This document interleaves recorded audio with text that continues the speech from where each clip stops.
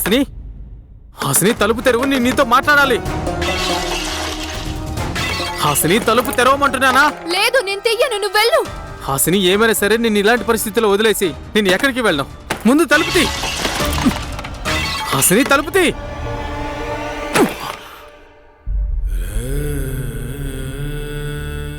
నీలాంటి పల్లెటూరు అమ్మాయిల గురించి నాకు చాలా బాగా తెలుసు. మీరంతా మీ స్థాయికి మించి కలలు కంటూ మీ అసలు స్థాయిని మర్చిపోతారు. అయినా నీ అంతస్తేంటి నువ్వు అవినాష్తో నీ గురించి మాట్లాడడానికి?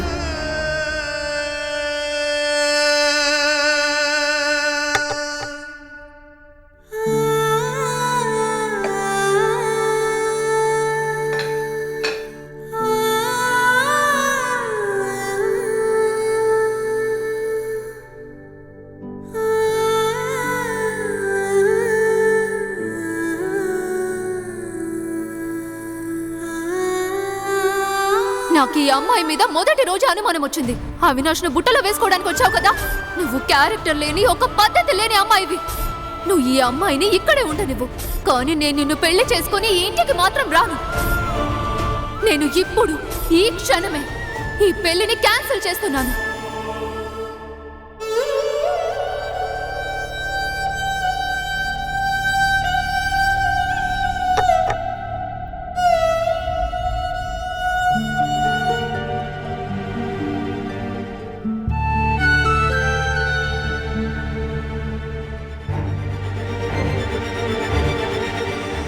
మేము నిన్ను ఈ ఇంట్లో ఉంచుకోవడానికి ముందు నేను నీ గురించి మొత్తం తెలుసుకోవాలనుకుంటున్నాను. ఇక అది కూడా నీ భర్త మాటల్లో తెలుసుకోవాలి. అందరికీ డాక్టర్ బాబు నిజం చెప్పుంటే ఎవరికి అపార్థం వచ్చేదే కాదు. నా వల్లే హాసిని గారిది, మరిది గారిది పెళ్లి పాడైంది. హాసిని గారు కూడా ఇలా సంబంధం తెంచుకుని వెళ్ళేవారు కాదు. ఇప్పుడు అత్తయ్య గారు నా భర్తని కలవాలని అనుకుంటున్నారు. ఇంతకీ డాక్టర్ బాబు ఎందుకు చెప్పడం లేదు నేనే ఆయన భార్యనని? నాకైతే ఏం అర్థం కావడం లేదు. డాక్టర్ బాబు నాపై కోపం వల్లే తన కుటుంబం ముందు మా పెళ్లి గురించి చెప్పడం లేదనుకుంటా. లేక ఇంకేదైనా కారణమా?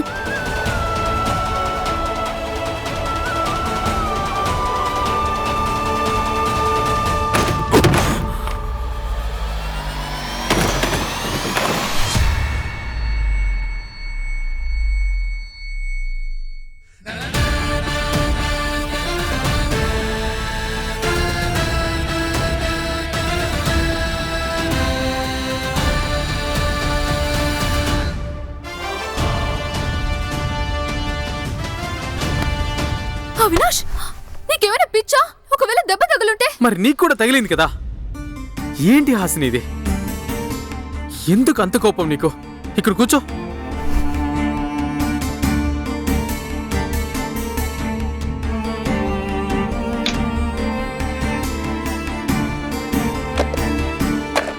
అవినాష్, నీకింకా గుర్తుందా ఫస్ట్ ఎయిడ్ బాక్స్ ఎక్కడుందో? నాకు అన్నీ గుర్తున్నాయి హాసిని, ఏది మర్చిపోలేదు. నిన్ను కానీ, నీ ప్రేమను కానీ. నాకు నీ మీద అప్పుడెంత ప్రేమ ఉందో ఇప్పుడు కూడా అంతే ఉంది. నాకు ఇలాంటి చిన్న చిన్న గాయాల వల్ల ఏం కాదు, కానీ నువ్వు 24 గంటలు ఆ అమ్మాయికే సపోర్ట్ చేస్తూ ఉండడం నాకు నచ్చట్లేదు. హాసిని, ఆ అమ్మాయి గురించి ఎందుకంత ఇబ్బంది పడుతున్నావు నువ్వు? ఇబ్బంది ఎందుకుండదు? 24 గంటలు ఆ అమ్మాయి నీ చుట్టూనే తిరుగుతూ ఉంటుంది. ప్రతి విషయంలో తనకే సపోర్ట్ చేస్తూ ఉంటావు, తన పక్షాన మాట్లాడుతూ ఉంటావు. నాకు బాధ కలగకుండా ఎలా ఉంటుంది? ప్లీజ్, ఆమె కోసం మన బంధాన్ని తెంచుకోకు. సరే, ఈ బంధాన్ని తెంచుకోను, కానీ నువ్వు ఆ అమ్మాయిని ఇంటి నుంచి పంపించేయాలి.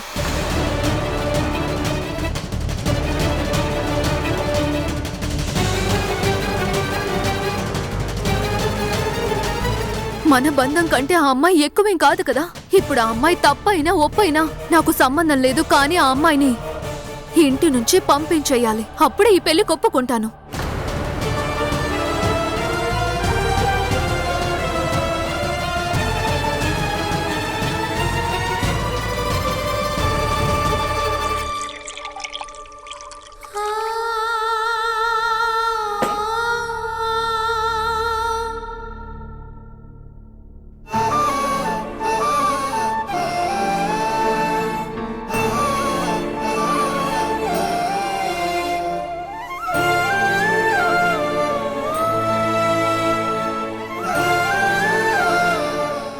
జీవితం నాతో ఎలా ఆడుకుంటుందంటే నా భర్త నా ముందున్నా కూడా నేను ఎవరికీ చెప్పలేకపోతున్నాను.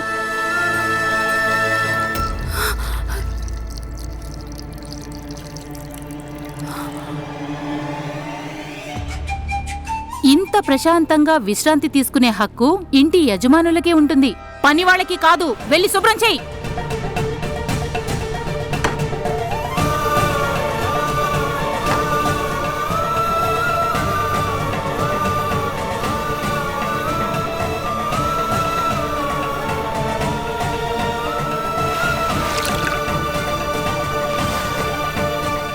నీ వల్లే కదా ఈ ఇంట్లో ఇంత పెద్ద గొడవ జరిగింది. ఇప్పుడు చూస్తుండు, ఈ ఇంట్లో నీకస్సలు మనశ్శాంతి లేకుండా చేస్తాను. పని మనిషివి, ఈ ఇంట్లో పని మనిషిలాగే ఉంటే బావుంటుంది. నువ్విక్కడ ఎవరికీ రాణివి కాదు, అర్థమైందా?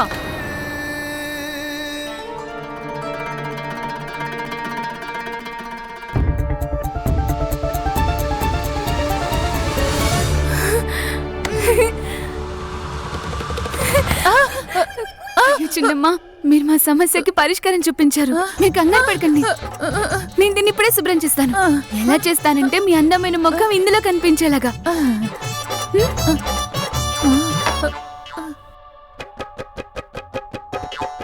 ఈ అమ్మాయికి పిచ్చా ఏంటి? ఎంత చీకొట్టినా ఎంత అవమానించినా సంతోషంగానే ఉంటుంది.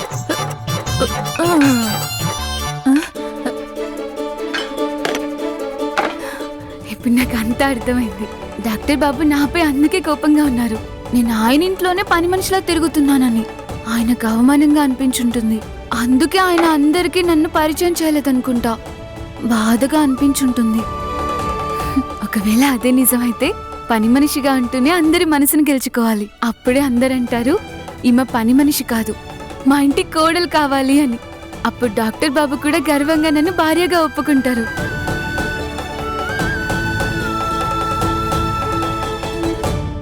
హాసిని, ఆ అమ్మాయి నాకు ఏమీ కాదు. ఏమీ కానప్పుడు మరెందుకు సపోర్ట్ చేస్తున్నావు? తనని ఇంటి నుంచి ఎందుకు పంపించేయట్లేదు? తన ఇంటి నుంచి వెళ్ళిపోవాల్సిందే. నేను చెప్పినవన్నీ వినడానికి సిద్ధంగా ఉన్నాను, కానీ ఆ అమ్మాయిని మాత్రం ఈ ఇంటి నుంచే పంపించేసాయి.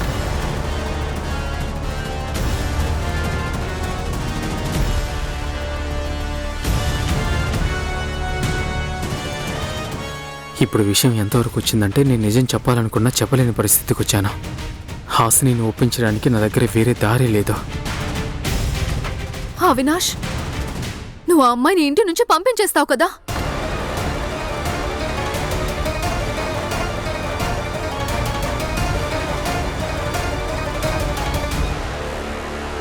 మీరు నా మాట అర్థం చేసుకోవడానికి ప్రయత్నించండి. నేను కేవలం న్యాయం వైపే ఉన్నాను. అసలు ఇంత పెద్ద గొడవ అవుతుంది అనుకోలేదు. ఇక్కడ అదే కదా సమస్య. నువ్వు ఎప్పుడైనా కనీసం ఆలోచన చేస్తేనే కదా అసలు విషయం ఏంటో నీకు అర్థమవుద్ది. నీ తింగరతనాన్ని నేను చాలా సహించాను. ఈ సంబంధం కుదరకపోతే దానికి పూర్తి బాధ్యత నీదే అవుతుంది. ఆ తర్వాత నేను నిన్ను ఏం చేస్తాను ఊహించలేవు.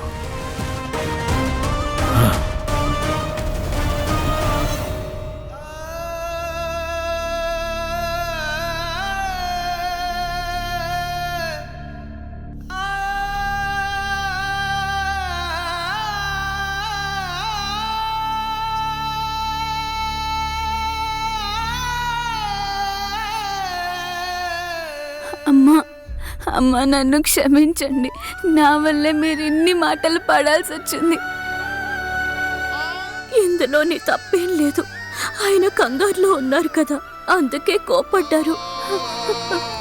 ఈ సంబంధం చెడిపోకూడదని దేవుణ్ణి ప్రార్థించు. అమ్మా, మీరు నన్ను కూతుల్లా చూసుకుంటున్నారు కదా, నాపై నమ్మకం ఉంచండి. నేనేది తప్పు జరగనివ్వను. నేను మీకు మాటిస్తున్నాను, హాసిని మేడం మళ్ళీ ఇంటికి తిరిగి వస్తారు. ఆమె మీ ఇంటి కోడలవుతారు. నువ్వు ఇదంతా చేస్తావా? కానీ ఎలా అమ్మా? అమ్మా, మీరు కంగారు పడకండి. నేను రైతు బిడ్డని. నాగలి పట్టడం వచ్చి పరిష్కారం చూడడం కూడా. హాసిని గారి బంధం మీ ఇంటికి ముడిపడుంటుంది.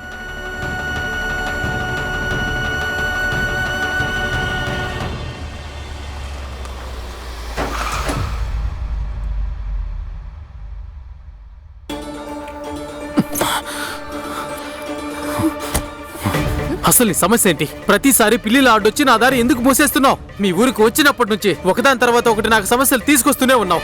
నన్ను క్షమించండి మీరు.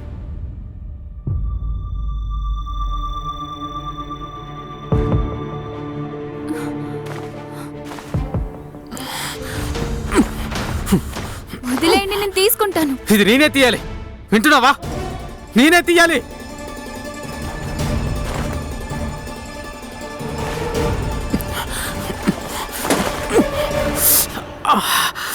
చూసారా, మీకు దెబ్బ తగిలింది కదా. దెబ్బ తగిలితే తగలని, దాంతో నీకేంటి సంబంధం?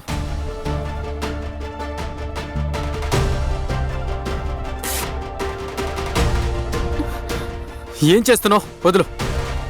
మీరేమనుకుంటున్నారు? మొండిగా ఉండడం మీకే వచ్చు అనుకుంటున్నారా? నాకు కూడా వచ్చు. నేను పెళ్ళిని కాదు, మీ భార్యని. మీ దారికి అడ్డుపడ్డం లేదు, మీకు తోడుగా ఉంటున్నాను. నాకు తోడుగా ఉండాలనుకుంటున్నావు కదా? అయితే ఒక పని చెయ్యి, ఈ ఇల్లు వదిలి వెళ్ళిపో. అరే నేనెలా వెళ్ళిపోతాను? నన్నేమో పిల్లి అంటారు, మీరేమో చిలకలా ఒకటే మాట పట్టుకుని ఉంటారు. ఎప్పుడు చూసినా ఇక్కడి నుంచి వెళ్ళిపో వెళ్ళిపో అంటారు. నేనెలా వెళ్తాను? నేను ఇంటి పెద్ద కోడల్ని. పెద్ద కోడలా? అసలు నువ్వు పెద్ద కోడలు ఎలా అయ్యావు? నువ్వు అనుకుంటే ప్రతి పని బలవంతంగా అయిపోతుందా? నువ్వే బలవంతంగా పెళ్లి చేసుకున్నావు, బలవంతంగా ఇంట్లోకి వచ్చావు, బలవంతంగా పెద్ద కోడలు అయిపోతావా? మాట్లాడకుండా ఇల్లు వదిలి వెళ్ళిపో. నేను ఎక్కడికి వెళ్ళను. నాకు తెలుసు డాక్టర్ బాబు, నేను ఈ ఇంట్లో పని మనిషిలా ఉంటున్నందుకే మీకు నా మీద కోపంగా ఉందని. కోపం ఎలా తగ్గించాలో నాకు తెలుసు. ఇది నేను మీకు ఇస్తున్న మాట. నేనంతా సరి చేస్తాను. చూడు, ముందు నీ పిచ్చి వాగుడు ఆపి ఈ ఇంటి నుంచి బయలుదేరు. మళ్ళీ అదే మాట.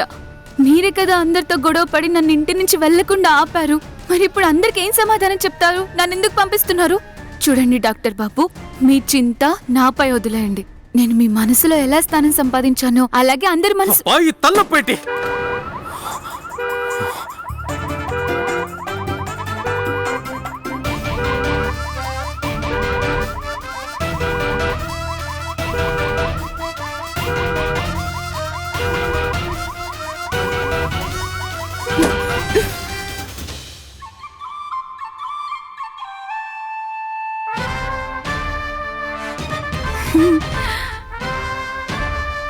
చూసారా డాక్టర్ బాబు, మీ జీవితంలో తలనొప్పిని కాదు, నేను ప్రశాంతతని తీసుకురాగలను. నీకు చివరిసారిగా చెప్తున్నాను, రేపు పొద్దునకల్లా నా ఇల్లు వదిలి వెళ్ళిపోవాలి, లేదంటే నాకంటే చెడ్డవాడుండడు.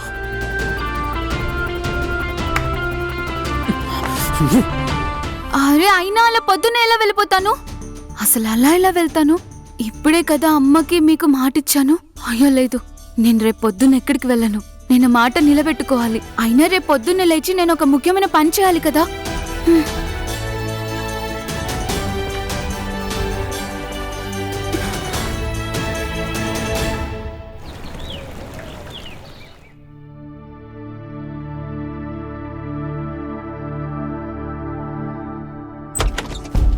అన్నయ్య ఇంకా పడుకునే ఉన్నాడు. అన్నయ్య త్వరగా లే. అన్నయ్య లే. ఏమైంది ఈశ్వర్? అన్నయ్య సౌందర్య ఇల్లు వదిలి వెళ్ళిపోయింది.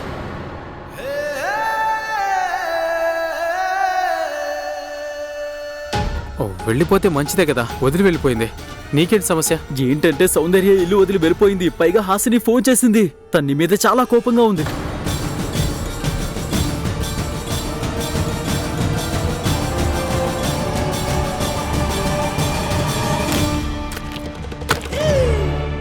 మా ఊర్లో ఒక నమ్మకం ఉంటుంది, ఏంటంటే ఎవరైనా బంధం తెంచుకుని వస్తే వాళ్ళ ఇంటి గోడలకి ఇలా పేడకలు కొడతారు. అప్పుడు వాళ్ళ మనస్సు బుద్ధి ప్రశాంతంగా ఉంటాయి. ఇప్పుడు మీరు ఎలాగో పెళ్ళొద్దని వచ్చేసారు కదా, కాబట్టి నేను కూడా ఈ ఆచారాన్ని పూర్తి చేయాలి. వెళ్ళిక్కడి నుంచి. నా మనసు గురించి నువ్వే పట్టించుకోనక్కర్లేదు. ఈ పేడ తీసుకుని వెళ్ళిక్కడి నుంచి వెళ్ళు. ఏ అమ్మాయి ఏ అమ్మాయి ఏ అమ్మాయి నా ఇంట్లోకి ఎందుకు వెళ్తున్నావు? నువ్వు నా బాధ గురించి ఆలోచించాల్సిన అవసరమే లేదు. వెళ్ళిక్కడి నుంచి.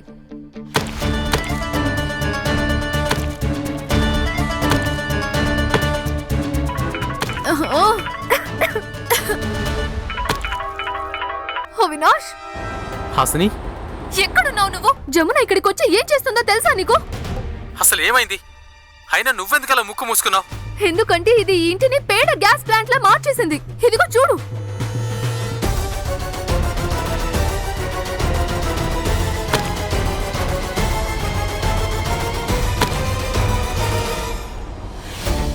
నీకు నిన్నే చెప్పాను కదా తన ఇంటి నుంచి పంపించేయమని. ఇక్కడికి వచ్చా తను ఏం చేస్తుందో చూస్తున్నావా? హాసిని నువ్వే కంగారు పడుకో, నేను వస్తున్నాను. నేను వచ్చి అంతా చూసుకుంటాను. లేదు, ఇప్పుడు చూడాల్సింది నువ్వు కాదు, నేనే దీని సంగతి చూస్తాను.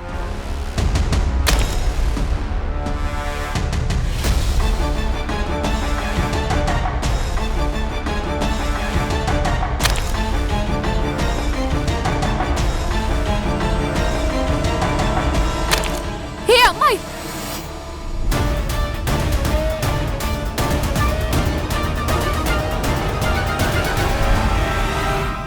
నువ్వు మర్యాదగా ఈ ఇల్లు వదిలి వెళ్తావా లేదా? సెక్యూరిటీ గార్డ్ ని పిలిపించి నేను బయటికి నెట్టిస్తాను. మీకు అర్థం కావడం లేదు. ఈ ఇంటి పని మనిషి వల్ల మీ బంధానికి ఇబ్బంది వస్తుందంటే గనుక నేను ఈ ఆచారాన్ని పూర్తి చేయాలి కదా. నిజంగా శుద్ధీకరణ చేయడం చాలా ముఖ్యం. నన్ను చేయనివ్వండి. హే అమ్మాయి, నువ్వేమీ ఎక్కువ ఆలోచించనక్కర్లేదు. నువ్వు ఆ ఇల్లు వదిలి వెళ్ళిపోతే ఆ తరువాత నా ఇల్లు, నా బంధం, నా బుద్ధి అన్నీ కూడా శుద్ధైపోతాయి. వెళ్ళి ఇక్కడ నుంచి. అయ్యో, అలా ఇలా వెళ్ళిపోతాను? నేను అమ్మకి మాటిచ్చాను మీ సంబంధం చెడిపోనివ్వనని. అందుకే నేను ఇది చేయడం చాలా ముఖ్యం. మీరు మళ్ళీ సంబంధాన్ని ఒప్పుకోండి, లేదా నా పని నేను చేసుకుంటూ వెళ్ళిపోతాను, అంతే. ఏ అమ్మాయి ఎక్కడికి వెళ్తున్నావు? అంకుల్, అంకుల్, ఇలా రండి. హాసిని, ఏం జరుగుతుంది ఇక్కడ? ఏం చేస్తున్నావమ్మా? ఏంటమ్మా అది? అయ్యో బాబాయ్, నాకు కూడా ఇలా చేయాలని లేదు. తను బంధం కలుపుకోవాలని అస్సలు చూడట్లేదు. నేను ఇలా చేయక తప్పదు కదా. నేను ఇలా ఖచ్చితంగా అంకుల్, మీరు చేస్తాను. వదిలేయండి. అరే, నేనే దీని సంగతి తెలుస్తాను. సెక్యూరిటీని పిలుస్తాను. సెక్యూరిటీ, సెక్యూరిటీ, సెక్యూరిటీ, ఈ అమ్మాయిని మెడ పట్టి బయట గెంటేయండి. అలాగే ఈ పేడని తన మోహాన కొట్టండి. త్వరగా కానివ్వండి. జాగ్రత్త, జాగ్రత్త. ఎవరైనా నా దగ్గరికి రావాలని చూస్తే ఈ పిడకలు గోడ మీద కాదు, మీ మొహం మీద కొడతాను. ఊళ్ళో రాళ్లతో మామిడికాయలు కొట్టేదాన్ని.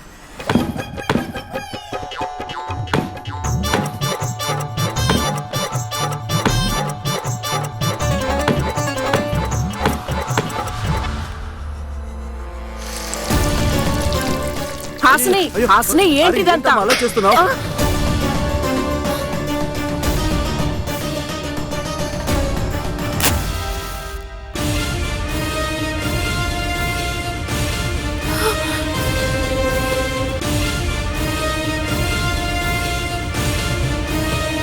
లేదు, మంట లేదు.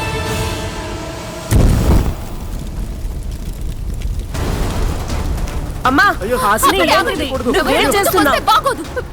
వద్దు, తను ఎవరు హాసిని, కాపాడొద్దు. ఆగు. ఎవరైనా తన్ని కాపాడడానికి వెళ్ళారో అస్సలు బాగోదు. అందరూ ఇక్కడే ఉండండి. మంటలు, మంటలు, ఎవరైనా కాపాడండి. హాసిని, నీకు కూడా అమ్మాయిలా పిచ్చి పట్టిందా? ఇల్లంతా మంటలు అంటుకుంటాయి. మమ్మీ, అవినాష్ లాగా నువ్వు కూడా ఆ అమ్మాయికి సపోర్ట్ చేస్తున్నావా? దీన్ని ఎవరు కాపాడడానికి వెళ్ళలేదు. దీనికి అయ్యో. శాస్త్ర జరగాల్సిందే.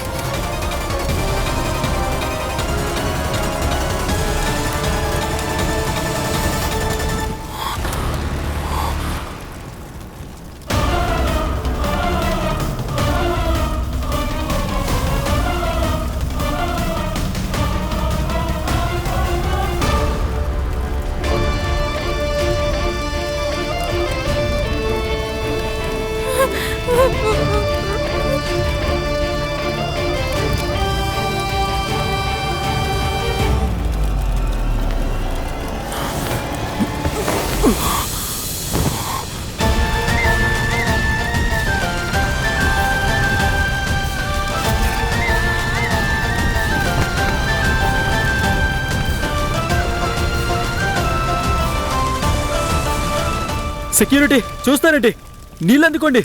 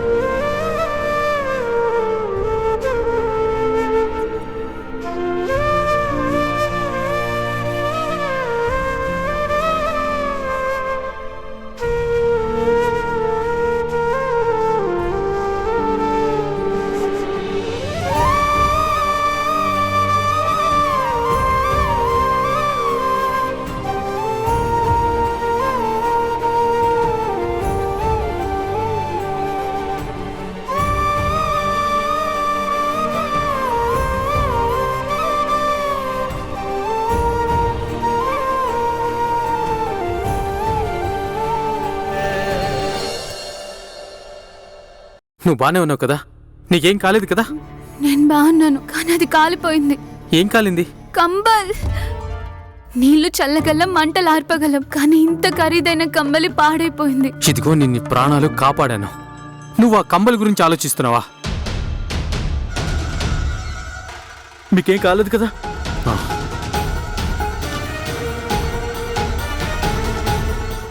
అవినాష్, ఈ అమ్మాయిని ఇంకా ఇంటి నుంచి పంపించలేదా? అయ్యో, నేనెక్కడికి వెళ్ళాలి? నేను ఇక్కడికి పని చేయడానికి వచ్చాను కదా. వద్దు,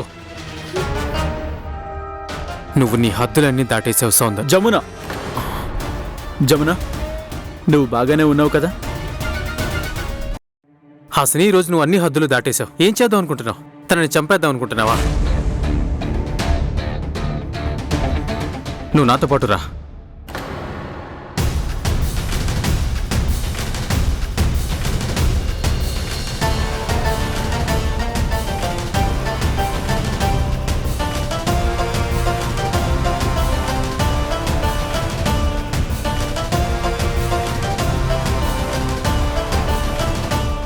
ఈ అవినాష్ ఏంటి జమునని ఇలా తీసుకెళ్తున్నాడు? డాక్టర్ బాబు నిజంగా నాకు దేవుళ్ళ లాంటి వారు. ఎప్పుడు నన్ను ప్రమాదం నుండి కాపాడతారు.